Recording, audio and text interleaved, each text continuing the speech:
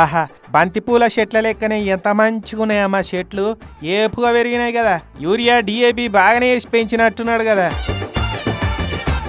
ఎరువులేసి పెంచింది కాదు, పురుగు మందులు కొట్టింది లేదు. సహజ సిద్ధంగా పండించిన గంజాయి చెట్లివి. సంగారెడ్డి జిల్లా నారాయణఖేడు మండలం పంచగామ ఊరి శివారు పొంటున్న విఠలేశ్వర గుడి వెనుక నాగన్న మహారాజ్ అనే ఈ మహాభక్తుడు బంతిపూల చెట్లలో అంతర పంటగా ఈ గంజాయి పంటేసి మాలకు డోకా లేకుండా మంచిగా పండిస్తున్నాడు. ఇట్లా బంతిపూలేమో భక్తికి, వాటి లోపటేసిన గంజాయి ఏమో బాడీకని బాగానే పంట తీసిండట. 5 బస్తాల నిండాగో 15 కిలోల గంజాయి దాచిండు. ఇక ఈ పంటగిన చేతికొస్తే ఇంకెక్కువనే వచ్చేదట. ఇక అప్పటికే పోలీసులు పోయి మొత్తం గంజాయి తోటంతా పీకి కుప్పేసిరు.